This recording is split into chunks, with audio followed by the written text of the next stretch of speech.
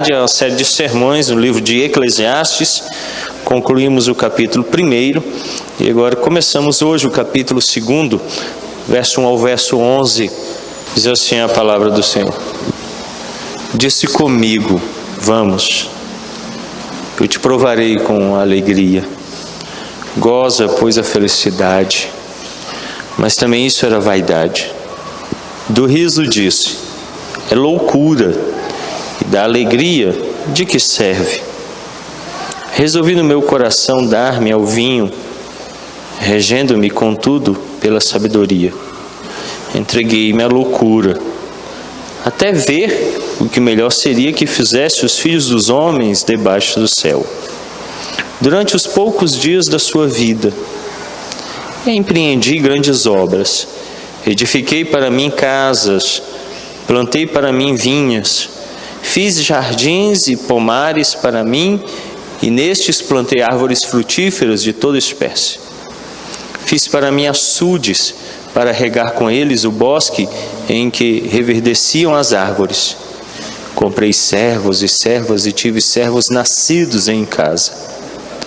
Também possuí bois e ovelhas, mais do que possuíram todos os que antes de mim viveram em Jerusalém.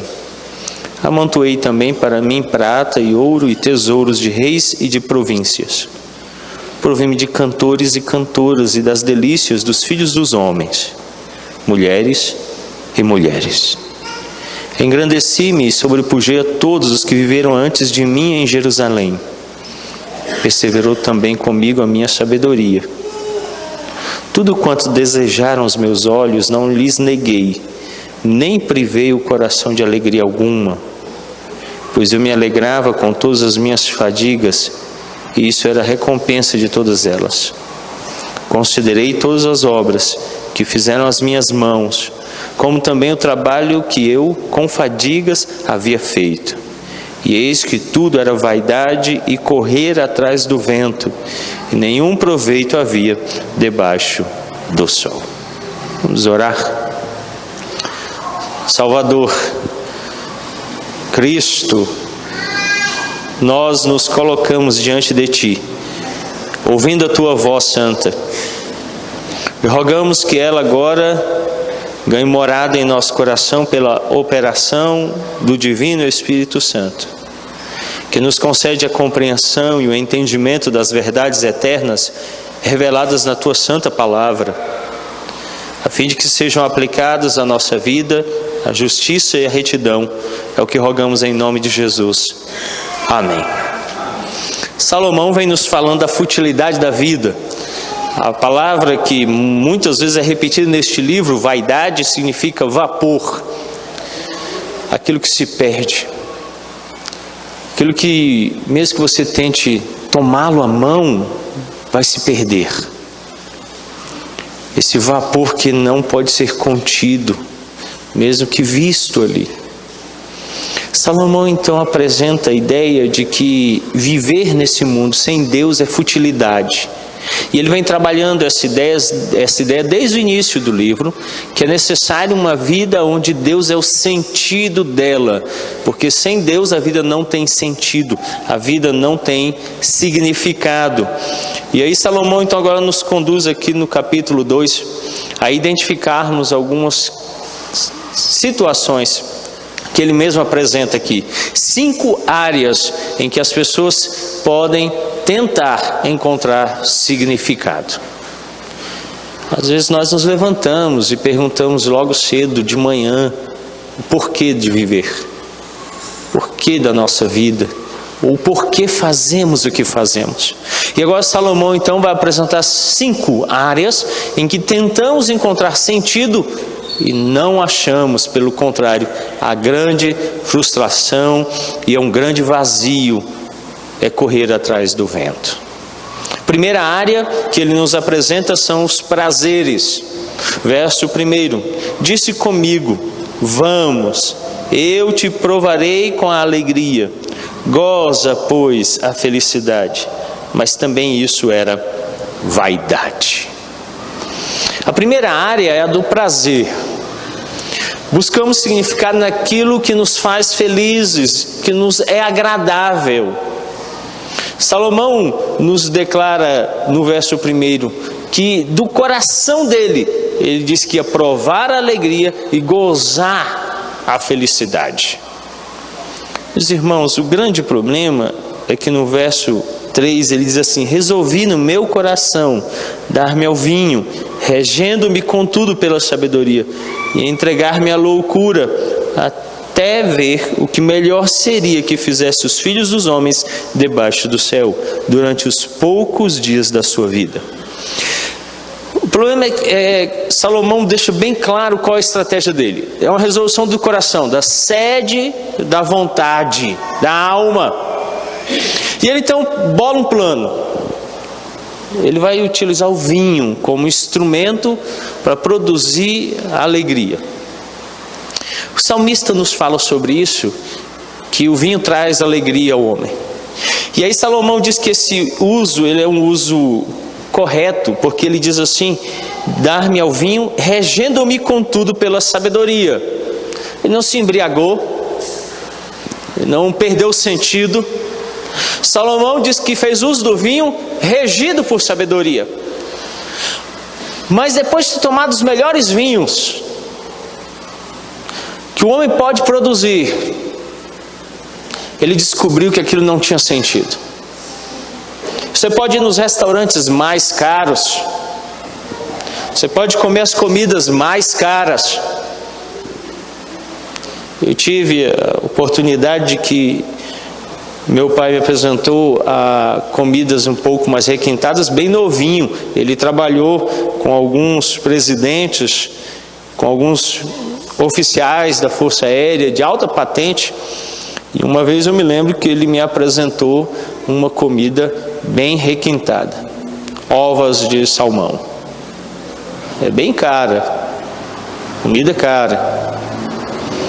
Mas o resultado é como todo outro alimento. Depois se torna coisa escusa, se perde. E Salomão então descobre que os melhores vinhos não trouxeram o resultado que ele esperava.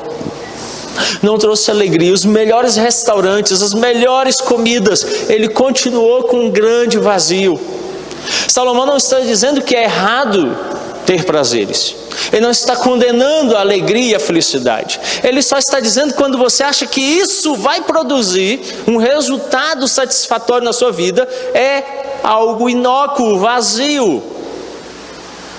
Às vezes nós achamos que se começarmos a frequentar os lugares mais badalados da cidade, vamos ganhar sentido no nosso ser. E eu vou responder para você que você vai continuar vazio, muito vazio. Nós precisamos ouvir o que Salomão está dizendo. E ele então diz assim: entregar-me à loucura até ver o que melhor seria que fizessem os filhos dos homens debaixo do céu durante os poucos dias da sua vida. Salomão então traz aquela ideia que ele já apresentou outrora, que nós temos dias contados, nós vamos morrer. E ele diz então que isso se torna uma loucura. Por que loucura? Salomão diz: é loucura porque eu vou buscar o que é melhor entre os filhos dos homens, e o único resultado é que nós morremos. Então você procura, busca, não há algo que complete você, e a única coisa que você consegue alcançar é a morte, é o fim da vida. Você se esvai, você perde as forças, você perde o vigor, você se enferma e perece. Não adianta, a vida é assim. Então Salomão de novo está falando que mesmo que você esteja buscando prazeres lícitos, você deve entender que não são eles que vão trazer completude à sua vida. Salomão conclui que a busca do prazer em suas várias formas não tem sentido. Em última análise, não vai produzir nada, é o que diz o verso 2. Do riso disso é loucura, e da alegria de que serve? Salomão concluiu que mesmo que ele experimentasse toda a alegria, se ele risse muito, experimentasse muitas alegrias, de que serve? Ele descobriu que no final aquilo esvaziava de novo no outro dia, e ele buscava de novo, e aquilo esvaziava de novo, porque ele não alcançava algo eterno. E então ele descobre aquilo que muitos homens têm tentado viver nesses dias, e até mulheres: a busca do prazer pela gratificação sexual. Embora seja agradável por alguns momentos, não produz benefícios duradouros. Ele mostra isso primeiro no verso de número 3. Resolvi no meu coração dar-me ao vinho, regendo-me contudo pela sabedoria, entregar-me à loucura, até ver o que melhor seria que fizesse os filhos dos homens debaixo do céu, durante os poucos dias da sua vida. Verso 8. Amontoei também para mim prata e ouro e tesouros de reis e de províncias. Provi-me de cantores e cantoras e das delícias dos filhos dos homens. 2 pontos.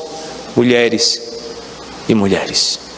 700 mulheres e 300 concubinas. É o que Salomão teve. E o verso 11. Considerei todas as obras que fizeram as minhas mãos, como também o trabalho de que eu com fadigas havia feito. E eis que tudo era vaidade, correr atrás do vento, e nenhum proveito havia debaixo do sol. Às vezes as pessoas que tentam encontrar no prazer sexual a gratificação, encontram um vazio. Primeiro porque o sexo não é em si o fim da felicidade matrimonial. Ele é parte da felicidade matrimonial. O marido que não consegue encontrar beleza na esposa, que cuida dos filhos, que cuida da casa, se ele não consegue encontrar nela beleza outra, ele vai perder-se, porque ali, em poucos segundos, em poucos minutos, ele de fato não vai conseguir preencher o coração dele. Mesma coisa mulher. E nós vivemos numa era extremamente erotizada, e as pessoas têm vendido o sexo como felicidade, e cada dia o homem está mais angustiado, mais depressivo, mais infeliz. Você consegue encontrar sexo em tudo, desde comida. Eu não sei o que tem a ver sexo com comida, mas eles tentam vender comida com sexo, roupas com sexo. Eles tentam mostrar que se você tiver o carro X, você vai ter mais sexo. Se você vestir a roupa Y, você terá mais sexo. E eles acham que a quantidade de sexo vai trazer felicidade. Salomão mostra que a grande tristeza, porque ele mesmo diz: cerquei-me de delícias dos filhos dos homens, mulheres e mulheres. Exatamente, matematicamente, 700 mulheres e 300 concubinas. Das mais belas mulheres, Salomão se cercou. Das mais diferentes etnias e culturas. E o resultado de tudo isso, ele diz no verso 11: nenhum proveito havia debaixo do sol. Foi correr atrás do vento. Foi correr atrás do vento. O que posso fazer então para me sentir bem o tempo todo, pastor? Como eu posso encontrar prazer gratificante? O que fazer então para me dar prazer real, autêntico? Não importa o que faça, por mais agradável que seja o prazer que você tem buscado nesse tempo, ele será passageiro e efêmero, e não trará satisfação duradoura. Ele finda, ele acaba, e ele deixará um vazio. O coração humano sempre irá querer mais. Essas coisas não satisfarão a sua sede por uma vida significativa e gratificante. Nem o vinho, nem comidas boas, nem lugares bons, nem comida boa. Você sabe por que nós gostamos de assistir campeonatos e ver qual é o melhor time, assistir as Olimpíadas, ver quem corre mais rápido, salto mais alto? Por que nós gostamos de olhar a natureza e apreciar uma enorme montanha e ver um grande rio correndo, observar a imensidão do mar e a infinitude do universo? É porque o homem gosta de cercar-se por coisas grandiosas, majestosas. E eis que eu te digo: tem um que é todo poderoso, majestoso em si mesmo, tão grande, mas tão grande, que por mais que eu repetisse a expressão grandioso, isso nunca cobriria a imensidão dele. Ele é enorme, ele não tem fim, nem começo, ele é belo, e tudo que é belo procede dele.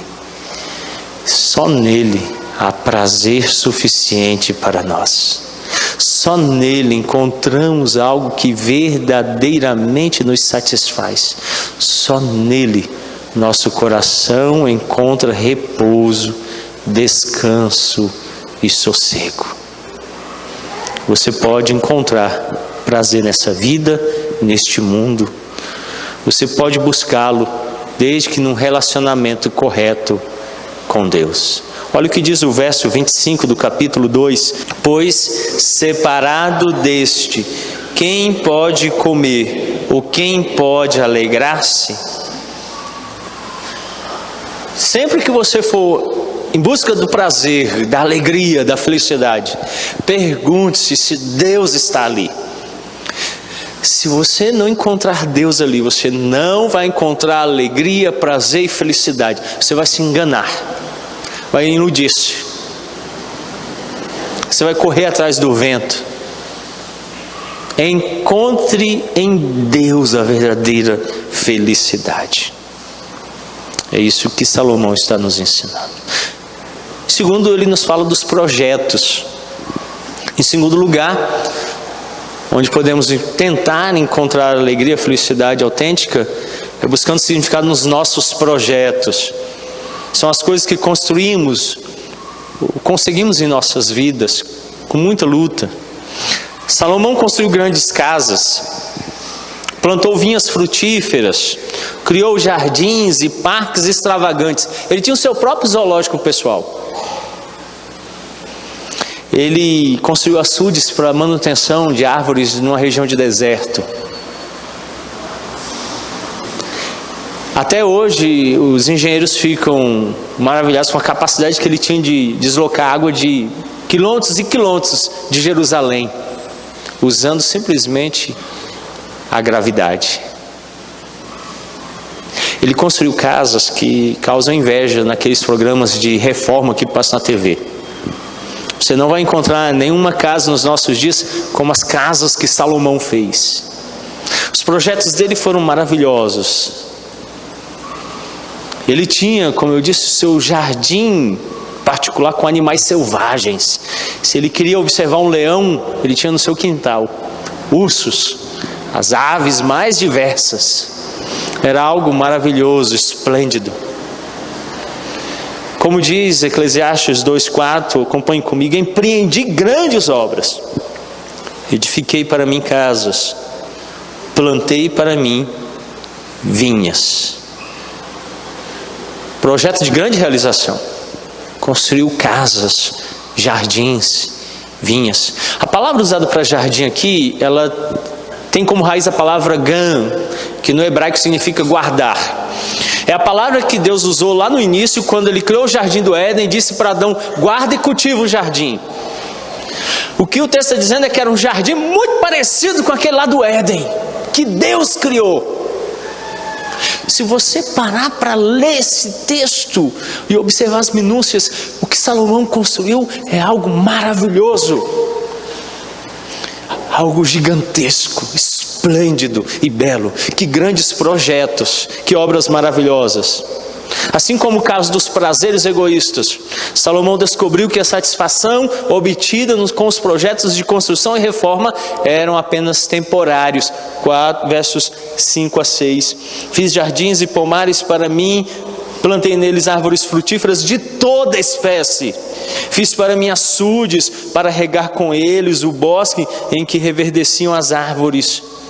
Comprei servos e servas, tive servos nascidos em casa, também possuí bois e ovelhas, mais do que possuíram todos os que antes de mim viveram em Jerusalém. Mas o verso 11 ele conclui: considerei todas as obras que fizeram as minhas mãos, como também o trabalho que eu com fadigas havia feito, e eis que tudo era vaidade, um vapor, e correr atrás do vento, e nenhum proveito havia debaixo do sol. Salomão expressou bem aquilo que nós sentimos. Nós batalhamos, construímos, edificamos, fazemos. E o tempo vai passando e tudo vai se perdendo, vai ficando velho, desgastado, é roubado, é perdido, é pilhado.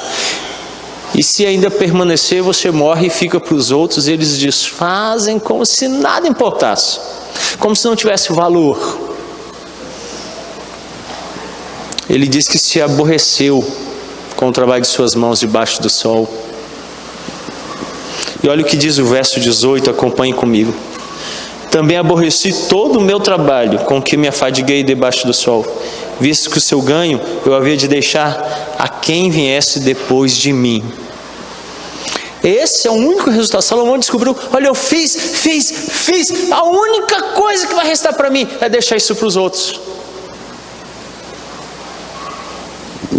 E a maioria dos casos que eu conheço, e eu nem sou assim tão experiente, mas esses 40 e poucos anos de vida, mostrado homens que labutam, constroem, edificam, e ainda nem morreram, estão velhinhos, e vêm os filhos e desfazem tudo. Praticamente dão para os outros, acabam com tudo. Vendem, desfazem, não dão valor. E eu vejo a tristeza daqueles homens dizendo assim, eu batalhei a minha vida toda e agora estão jogando ao vento o que eu construí. É assim que Salomão descobre que os seus projetos vão acabar. Daí também ele descobre na terceira coisa, as posses. As coisas que possuímos são outra área em que buscamos encontrar significado. E essa tem sido a grande mentira do século 21. Compre, tenha, adquira. Quanto mais você tiver, mais significado você terá. Tolice. Em média, vocês têm 60% a 70% mais bens materiais do que seus avós. E eles sorriam mais do que vocês. Eles tinham mais tempo com a família do que vocês. E eu não tenho medo de dizer que eles eram mais ricos do que vocês. Eles não tinham carros como vocês têm, telefones, internet, talvez nem casa. Eles morassem de favor, eles morassem no campo, eles não tivessem estudo, curso superior, bens muitos empilhados, talvez uma cama, uma mesa, algumas cadeiras velhas, fogão.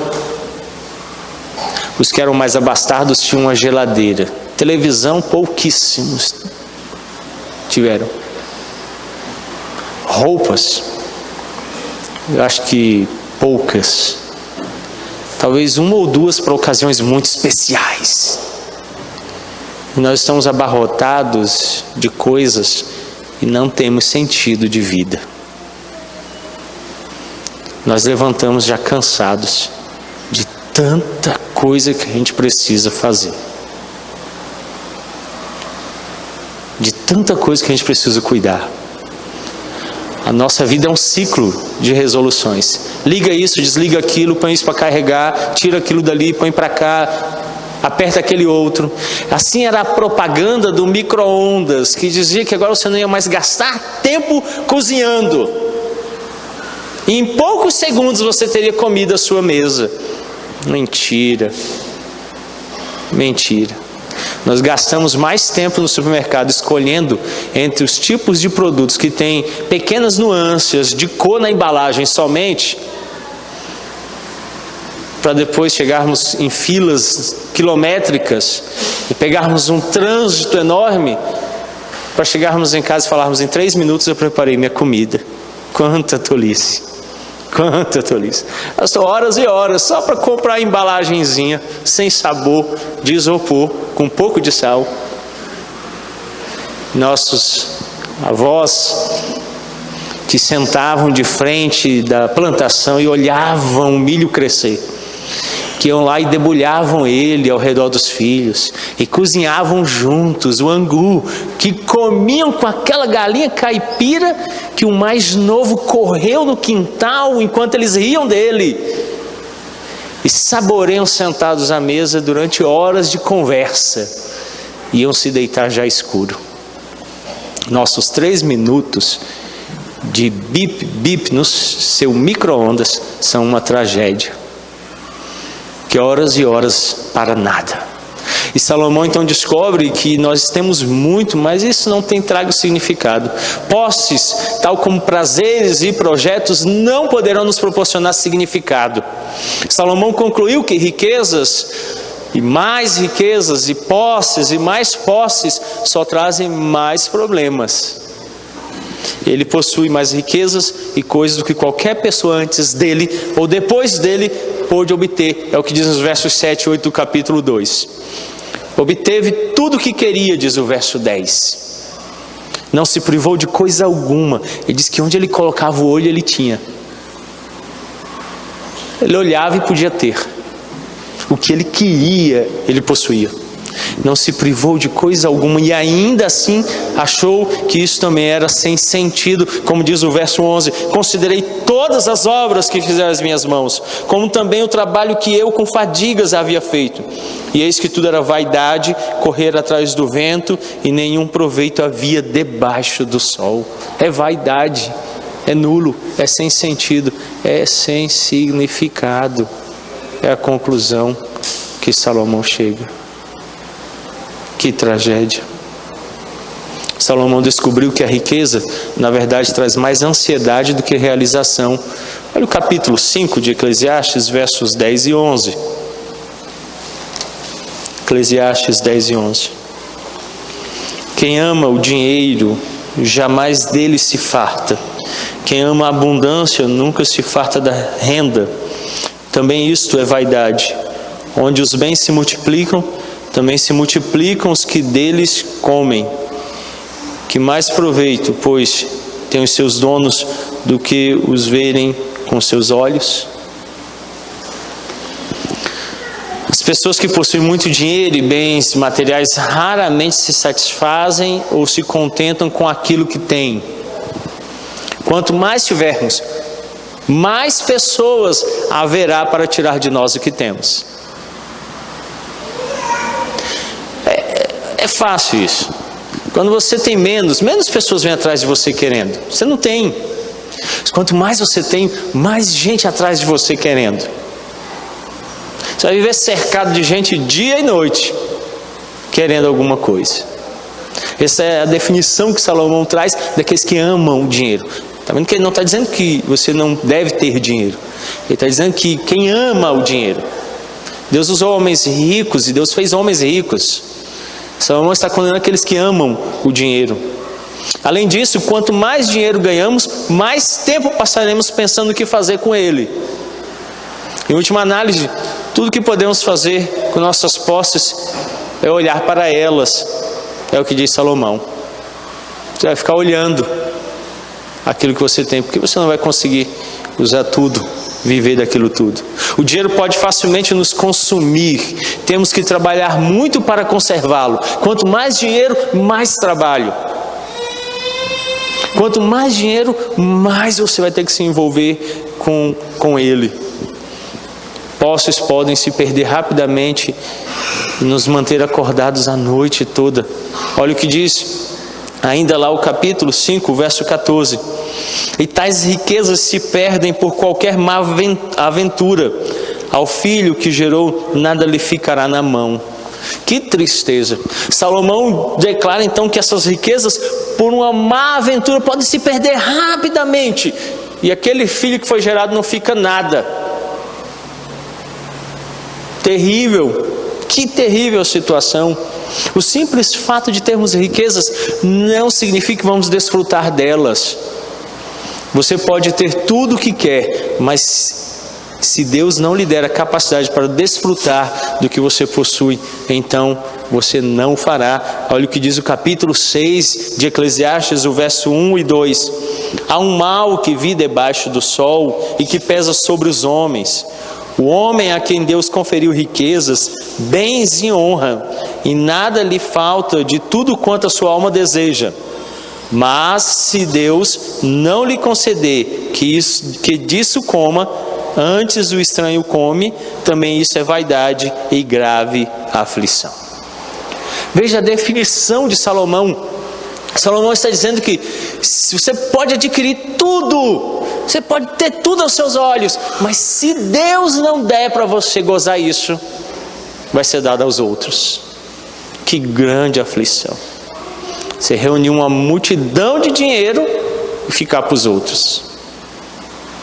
Por isso, de novo, a felicidade está em Deus. Outro aspecto que ele nos conduz a entendermos aqui é a questão do emprego. Muitos de nós tentamos encontrar significado pessoal em nosso trabalho. Tem uma falácia, e eu já ouvi ela muitas vezes, principalmente entre as mulheres. Tem que sair de casa para ganhar sentido. Aí ela sai para trabalhar. Aí o trabalho é exaustivo. Eu queria ir para casa, eu não aguento mais trabalhar. Quero ficar em casa descansar. Ela volta para casa, aí a casa também é cheia de trabalho, exaustivo. Ela, não aguento mais ficar dentro de casa, eu quero ir para fora trabalhar. É vão. Cuidado também você que acha que uma profissão vai dar sentido na sua vida. Se eu fizer a faculdade Y, eu vou ser alguém, algo. Cuidado. Cuidado com aquele emprego que você por anos lutou e agora você tem. Aquele cargo, aquela função. Sem Deus é vaidade. Salomão, no entanto, indicou que nem mesmo nosso trabalho e esforço nos satisfarão. Eventualmente, alguma outra pessoa vai se beneficiar do seu trabalho. E quem sabe se tal pessoa terá o cuidado ou até se importará com como você lutou para obter aquilo. Olha o que diz os versos 18 e 19 do capítulo 2. Também aborreci todo o meu trabalho com que me afadiguei debaixo do sol. Visto que o seu ganho eu havia de deixar a quem viesse depois de mim. E quem pode dizer se será sábio ou astuto? Contudo, ele terá domínio sobre todo o ganho das minhas fadigas e sabedoria debaixo do sol. Também isto é vaidade. Às vezes você vai lá e trabalha, faz um excelente trabalho e acha que aquilo ali é que dá sentido na sua vida. E vem outro e destrói aquilo como se não fosse nada.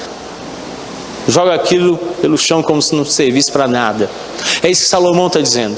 Cuidado para você não pôr ali o sentido da sua vida, porque passa, acaba, finda. Você tem que trabalhar com esmero, dedicação, tem que ser honesto, correto, mas não coloque aí o sentido da vida, porque vai haver frustração. Às vezes o fruto do seu trabalho será deixado para alguém que desfrutará e se beneficiará dele, mesmo que nada tenha feito com esforço algum. Eis aí a tragédia. Eu falo para algumas pessoas: cuidado com o tempo que você tem trabalhado. Quanto mais você trabalha, mais renda. Isso é certo, matematicamente correto. Mas será que toda essa renda vale a perca de tempo que você pode ter com a sua família ou na presença de Deus? Então, às vezes é melhor trabalhar menos, ganhar menos, mas ter a sua família ao seu lado e tempo para Deus, que não há como mensurar isso. A Constituição da Igreja Presbiteriana do Brasil permite que eu pastoreie 2 até 3 igrejas ao mesmo tempo. Um pastor pode ser pastor titular em 2 ou até 3 igrejas eleito. Eu triplicaria a minha renda. Não há obrigatoriedade que eu pregue todos os domingos na igreja. Eu poderia pôr os presbíteros, os diáconos, os irmãos para pregar. Trabalhar em 3 igrejas ao mesmo tempo. Eu ganharia 3 vezes mais. Mas também eu teria 3 vezes menos tempo com minha família e com Deus. E todo esse trabalho depois se perderia, porque vem outro e desfaz tudo que você fez. Ou fica com tudo que você ganhou. Tudo aquilo que você adquire, ganha, conquista, fica para os outros. E sem trabalho nenhum, eles usam isso. E aí Salomão diz que é a grande tragédia. A tarefa de buscar sentido nesse mundo, ela é cansativa, diz Salomão. Por fim, então, Salomão nos apresenta que ele chegou ao limite dos seus recursos. Ele estava extremamente frustrado, entristecido, chegando até as raias do desespero. Olha o que diz o verso 20. Capítulo 2, verso 20. Então me empenhei, porque o coração se desesperasse de todo o trabalho com que me afadigara debaixo do sol. O coração estava se desesperando. A busca pelo sentido da vida é tão desgastante que a pessoa que o busca não encontrará nem sono nem descanso. Salomão diz isso no verso 23, porque todos os dias são dores e o seu trabalho desgosto. Até de noite não descansa o seu coração. Também isto é vaidade. Não para, não tem descanso, não tem sossego. Não consegue parar nenhum momento. É uma luta frenética por respostas e ele não consegue encontrá-las. Isso causa nele um desespero. Estamos buscando sentido e significado, meus irmãos, nos lugares errados. Mesmo as pessoas que parecem mais bem-sucedidas nessa vida expressaram seu desapontamento, sua amargura e chegaram ao ponto de cometer suicídio, depois que enveredaram por becos sem saída na sua busca por significado pessoal. Cuidado, se você está buscando no trabalho, no dinheiro, no sexo, na comida, na felicidade, em posição social, alegria e felicidade, você não vai encontrar. E no final dessa caminhada, a única coisa é o desespero e talvez a morte, porque você perde todo o sentido de ser e se angustia a tal ponto que nem o sono já lhe é mais dado. Salomão então disse que esses anos que muitas vezes passamos buscando aquilo que o mundo tem a oferecer, acabam gerando em nós um experimento de uma insatisfação natural no homem, mas aumentada exponencialmente. Por isso, a questão é: alguma resposta? Há esperança? Salomão disse que sim. Coloque o centro da sua vida em um relacionamento sincero com Deus, e Ele transformará esse cenário, dará sentido a tudo aquilo que você tem experimentado, tudo aquilo que você tem gozado, tudo aquilo que você tem vivido. É o que Salomão então nos declara nos versos 24 a 26 do capítulo 2. Nada há melhor para o homem do que comer e beber e fazer que a sua alma goze o bem do seu trabalho. No entanto, vi também que isso vem da mão de Deus, pois separado deste, quem pode comer ou quem pode alegrar-se? Porque Deus dá sabedoria, conhecimento e prazer ao homem que lhe agrada, mas ao pecador dá trabalho para que ele ajunte e amontoe, a fim de dar àquele que agrada a Deus. Também isso é vaidade, correr atrás do vento. Pode grifar na sua Bíblia aí essa expressãozinha que aparece aí no início do verso 26. Porque Deus dá sabedoria, conhecimento e prazer ao homem que lhe agrada. Essa expressão lhe agradar é viver de acordo com o que Deus quer, encontrando nele. Daí os teólogos do Westminster foram muito sábios em colocar na primeira pergunta do catecismo: qual é o fim principal e supremo do homem? Para que você existe? Para que você foi feito? Por que você levanta todo dia e trabalha? Para glorificar a Deus e gozá-lo para sempre. Eis aí a alegria, a felicidade. Oremos. Bondoso Deus, muitas vezes vivemos uma vida sem significado, sentido e efêmera, buscando em coisas temporais a felicidade. Tudo passa e finda, e como diz Salomão, nada fica, é correr atrás do vento. Por isso dá-nos, ó Deus, gozarmos todas as coisas deste mundo, do nosso trabalho, os prazeres dessa vida, em Ti, em Deus. Que Deus seja o alvo, que Deus seja o objeto da nossa verdadeira felicidade. Que tudo aquilo que temos experimentado, seja experimentado nele, nada fora dele. Porque fora de Deus perde o sentido e é vazio. mas nele ganha completude e significado eterno, porque nele todas as coisas são feitas da forma correta e experimentadas da forma correta.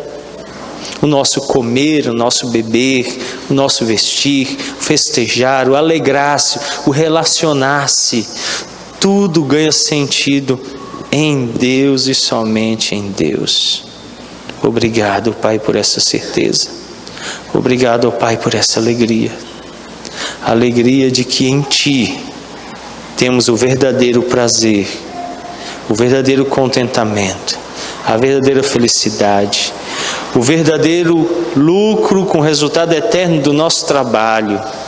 Só em Ti podemos gozar todas as coisas verdadeiramente. Obrigado, é o que nós oramos gratos em nome de Jesus Cristo. Amém.